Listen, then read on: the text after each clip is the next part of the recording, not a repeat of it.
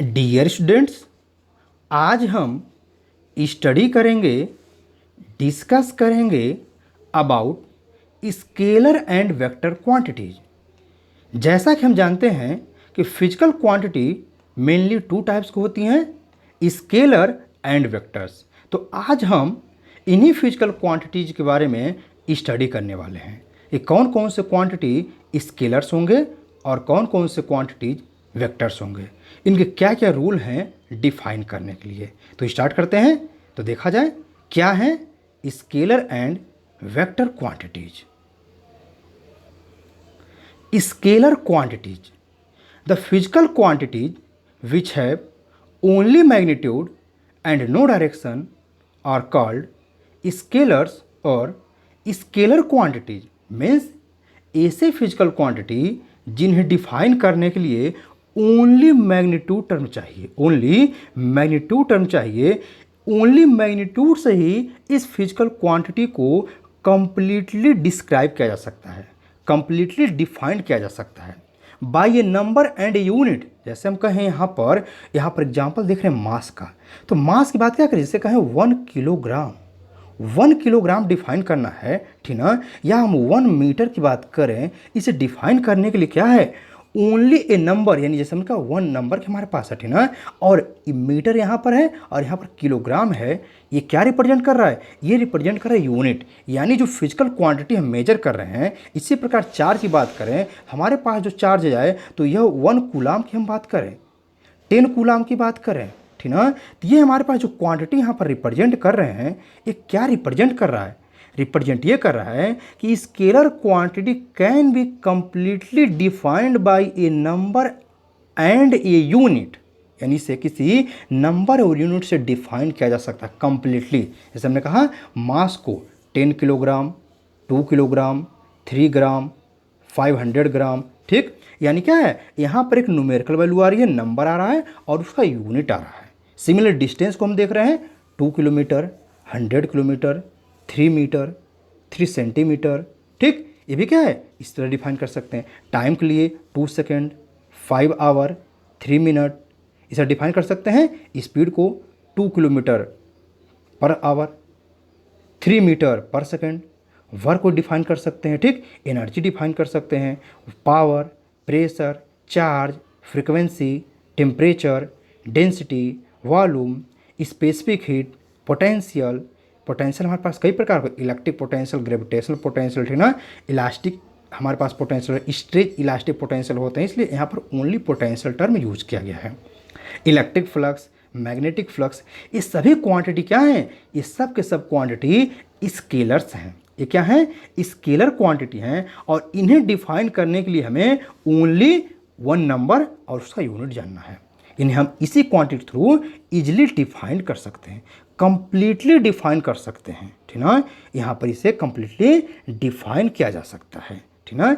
In all these statements we have given complete, क्या है, complete information about the quantity, the summation, subtraction, multiplication and division of scalar quantities can be done by ordinary algebra. ये simply ordinary algebra होता है, जो सामान्य algebra हम use करते हैं, सम का, डिफरेंस का, मल्टीप्लिकेशन का, डिवीजन का। ये सिंपल अलजेब्रा का फॉलो करते हुए स्केलर क्वांटिटी को समेशन किया जा सकता है, सब्ट्रैक्शन किया जा सकता है, मल्टीप्लिकेशन किया जा सकता है, डिवीजन किया जा सकता है। Vector quantities, the physical quantities which have both magnitude and direction and obey the triangle law of vector addition और equivalently the parallelogram law of vector addition are called vectors और वेक्टर क्वांटिटीज। यानी क्या है, ऐसे physical quantity जिन्हें क्या हो, उन्हें कंप्लीटली डिफाइन करने के लिए क्या हो, कंप्लीट डिफाइन करने के लिए क्या होगा, we must also specify the direction along with the magnitude. यानी यहाँ पर क्या कर रहा है, मैग्नीट्यूड एंड डायरेक्शन, यानी वेक्टर क्वांटिटी को डिफाइन करने के लिए, डिस्क्राइब करने के लिए, एक्सप्लेन करने के लिए क्या है, हमें मैग्नीट्यूड, डायरेक्शन स्पेसिफाई होने चाहिए, मैग्नीट्यूड नोन होना चाहिए। मैग्नीट्यूड जैसे हमने स्केलर की बात कहा, 2 kilogram, 3 metre 4 kilometre per hour, ठीक ना। यानी हमारे पास जो स्पेसिफाई हो रहे हैं मैग्नीट्यूड तो होगा ही होगा, इसके साथ साथ पर्टिकुलर डायरेक्शन होगा। फॉर एग्जांपल हम कहें क्या, यहाँ पर हम क्या करेंगे, अब वेक्टर्स की बात करेंगे, जैसे कहें 2 kilometre per our in east direction, तो यहाँ पर क्या है 2 kilometre per our in east direction, या कह दें हम क्या कि 3 मीटर पर सेकेंड इन नॉर्थ डायरेक्शन। ये क्या कर रहा है, यहाँ पर मैग्नीट्यूड है 3 मीटर पर सेकेंड, 3 मीटर पर सेकेंड, तो ये मैग्नीट्यूड हो गया। इन नॉर्थ डायरेक्शन, डायरेक्शन हो गया। Also obey the triangle law of vector addition, तो यहाँ पर आ रहा टर्म वेक्टर एडिशन का। एक्चुअल वेक्टर एडिशन जो हमारे पास होते हैं, इन्हें हम वेक्टर अलजेब्रा के थ्रू ही ऐड कर सकते हैं, सब्ट्रैक्ट कर सकते हैं, मल्टीप्लाई डिवीजन करने में। ठीक, इसके बारे में हम लोग आगे स्टडी करने वाले हैं। तो triangle law of vector addition, या इसी में हमारे पास आ जाता है equivalently parallelogram law of vector addition. Means जो वेक्टर एडिशन के लॉ हैं, मेनली हमारे पास 3 लॉ हैं। कौन कौन से? Triangle law of vector addition, parallelogram law of vector addition and polygon law of vector addition. तो इन तीनों लॉ को हम लोग आगे स्टडी करने वाले हैं, इसका डेरिवेशन भी करने वाले हैं, ठीक ना। तो जो वेक्टर्स क्वांटिटी होती हैं, वेक्टर्स होते हैं, ये वेक्टर्स क्वांटिटी का, वेक्टर क्वांटिटी का हमें क्या है, वेक्टर अलजेब्रा के थ्रू इसे सॉल्व करना है, वेक्टर अलजेब्रा के थ्रू इसे ऐड या सब्ट्रैक्ट करना है, ठीक ना। तो यहाँ पर क्या कह रहा है, ये कह रहा है कि वेक्टर क्वांटिटी के लिए हमारे पास तीनों क्राइटेरिया फुलफिल होना चाहिए, मैग्नीट्यूड, डायरेक्शन एंड जो ऐड किया जाएगा या सब्ट्रैक्शन होगा, यानी वेक्टर एडिशन के लॉ को फुलफिल करना चाहिए। तो that physical quantity are called the vectors और वेक्टर क्वांटिटीज। एग्जाम्पल्स देखा जाए, displacement, velocity, force, acceleration, weight, momentum, impulse, torque, electric field, electric dipole moment, current density, magnetic field, magnetic dipole moment, magnetization, Poynting vector, drag, thrust, etc. ये सब के सब quantity जो दिख रहे हैं, ये सब क्वांटिटी क्या है, ये सब के सब वेक्टर हैं। जैसे डिस्प्लेसमेंट को डिफाइन करने के लिए हमें यहाँ पर डायरेक्शन मस्ट है। वेलोसिटी 2 मीटर पर सेकेंड इन ईस्ट डायरेक्शन, तो क्या हुआ, यहाँ पर हम वेलोसिटी को डिफाइन करने के लिए मैग्नीट्यूड के साथ डायरेक्शन को भी डिफाइन कर रहे हैं। और जब इसका एडिशन या सब्ट्रैक्शन करना होगा तो क्या करेंगे, हम वेक्टर अलजेब्रा को फुलफिल करेंगे। अब वेक्टर्स हमारे पास मन में आएगा, कैसे, इसका मीनिंग क्या है। जैसे अब कहे किसी कोई स्कूल, मान ले कोई स्टूडेंट है, अगर वो गोल घर में रहता है और उसे एमजी इंटर कॉलेज में आना है, तो फिर क्या करना है। अब गोल घर से एमजी इंटर कॉलेज में आने के लिए अगर कोई व्यक्ति कह दे कि एमजी इंटर कॉलेज में आना है, और मान लो वो व्यक्ति कहीं बाहर का आ रहा है, तो उसे क्या कह दे कि वह कह दे कि गोल घर से 1 किलोमीटर की दूरी पर एमजी इंटर कॉलेज है, तो व्यक्ति कैसे पहुंचेगा।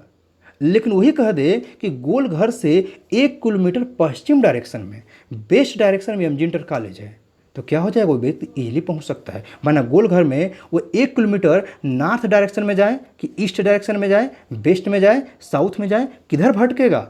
लेकिन अगर ये कह दिया जाए 1 किलोमीटर इन वेस्ट डायरेक्शन, वो क्या हो जाएगा, इजीली पहुंच जाएगा। यानी वेक्टर का हमारे पास का ये सिग्निफिकेंस है, क्या है, ये सिग्निफिकेंस है वेक्टर क्वांटिटीज का। यानी इस को फॉलो करते हुए हम इजीली उस प्लेस पर बहुत ही इजीली पहुंच सकते हैं। इसलिए हमारे पास क्या है, वेक्टर क्वांटिटी को स्पेसिफाई करने के लिए मैग्नीट्यूड के साथ साथ direction and also obey the law of triangle addition, law of vector addition, यह नॉलेज होना मस्ट है।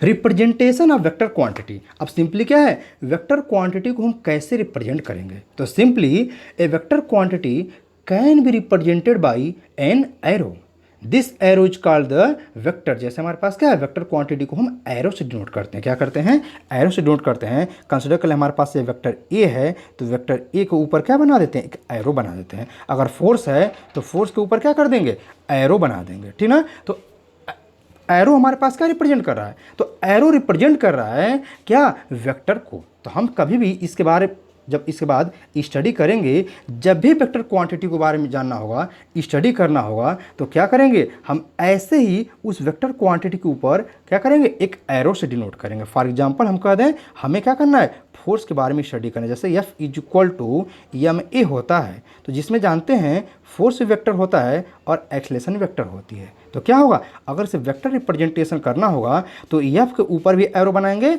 और ए के ऊपर भी एरो बनाएंगे। बट M क्या है, मास। मास क्या है, स्केलर क्वांटिटी, तो मास के ऊपर एरो नहीं बनेगा। तो वही कहा जा रहा है कि वेक्टर क्वांटिटी को हम एरो से रिप्रेजेंट करते हैं, ठीक है। जिसमें जैसे हम यहाँ पर देखें एरो को, इस एरो में एरो हेड का पार्ट यह है, तो एरो हेड जो रिप्रेजेंट करता है, किसको रिप्रेजेंट करता है, यह उस वेक्टर को, डायरेक्शन को रिप्रेजेंट कर रहा है। क्या कर रहा है कि यहाँ पर the length of the arrow represents the magnitude, यानी हमारे पास यह पार्ट जो है लेंथ है एरो का, यानी एरो का जो लेंथ है ये रिप्रेजेंट किसको करेगा, तो यह रिप्रेजेंट करेगा किसको, तो यह लेंथ जो है रिप्रेजेंट करेगा मैग्नीट्यूड को, मैग्नीट्यूड को। एंड टिप, टिप हमारे पास क्या, यही तो है टिप, ये जो टिप दिख रहा है दिस रिप्रेजेंट द, हमारे पास वेक्टर को, यानी एरो हेड रिप्रेजेंट करेगा डायरेक्शन को। यानी हमारे पास वेक्टर क्वांटिटी डिफाइन करने के लिए डायरेक्शन मस्ट है। तो यहाँ पर जो टिप है, यह टिप किसको रिप्रेजेंट कर रहा है, डायरेक्शन को।